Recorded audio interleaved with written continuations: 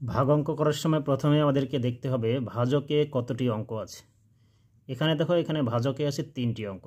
ভাজকের সংখ্যাটি হচ্ছে 203। তাহলে এই 3টি অঙ্ক যদি এখানে ভাজকে থাকে, আমরা ভাজ্য থেকে 3টি অঙ্ক নিব। প্রথমে 3টি অঙ্ক নিয়ে এখানে যে সংখ্যাটি পেলাম সেটি হচ্ছে 421।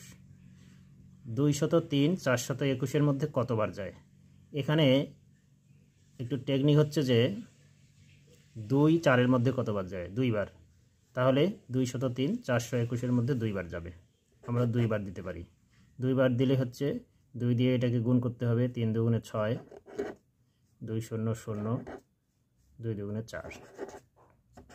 এখন বিয়োগ করে দেখো, উপরে ছোট সংখ্যা আছে, নিচে বড় সংখ্যা। উপরে আছে 1, নিচে আছে 6। 1কে যদি 11 ধরি তাহলে হচ্ছে এখানে বিয়োগ করলে হয় 5। 1কে 11 ধরেছি, হাতের 1 এই শূন্যের সঙ্গে যোগ হবে, তাহলে হচ্ছে এখানে 1। 2 থেকে 1 বিয়োগ করলে হয় 1। 4 থেকে 4 বিয়োগ করলে 0 হয়। আমরা বিয়োগ করে পেলাম 15। এখন দেখো, এখানে ডান দিক থেকে একটি অঙ্ক নামাবো, সেটি হচ্ছে 3। আমরা পেলাম 153। ডান দিক থেকে একটি অঙ্ক নামানোর পরে আমরা যে সংখ্যাটি পেলাম সেটি হচ্ছে 153। আমাদেরকে ভাগ করতে হবে 203 দিয়ে। অর্থাৎ এইখানে লক্ষ্য করো যে ভাজকের চেয়ে এই সংখ্যাটি ছোট। আমরা যেহেতু একটি অঙ্ক নামিয়ে ফেলেছি, আমরা কিন্তু এই ভাজক দিয়ে একে অবশ্যই আমাদেরকে ভাগ করতে হবে। আমরা কিন্তু পরের অঙ্কটি এইখানে নামাতে পারবো না। তাহলে দেখো, 203 153-এর মধ্যে যায় না, তাহলে আমাদেরকে অবশ্যই 0 বার দিতে হবে। 0 বার দিলে এখানে 0। এখন বিয়োগ করে দেখো, এখানে হচ্ছে 3 5 1। এখন আমরা কি করতে পারি? এখন ডান দিকে যে আরেকটি অঙ্ক আছে সেটি আমরা নামাবো। তাহলে এখন হলো 1538।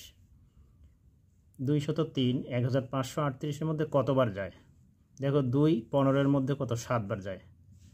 কিন্তু যদি 8 বার দিই তাহলে এখানে 16 হবে। তাহলে আমরা কতবার দেব? 7 বার দেব। 7 বার দিলে হচ্ছে 7 3 7 21।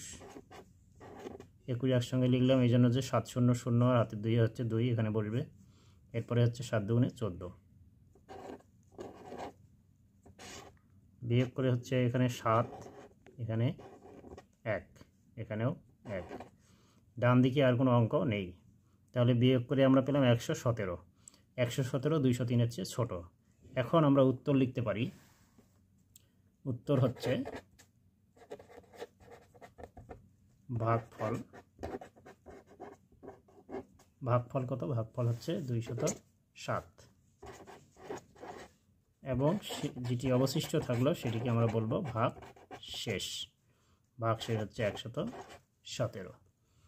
আশা করি তোমরা অঙ্কটি বুঝতে পেরেছো। ধন্যবাদ।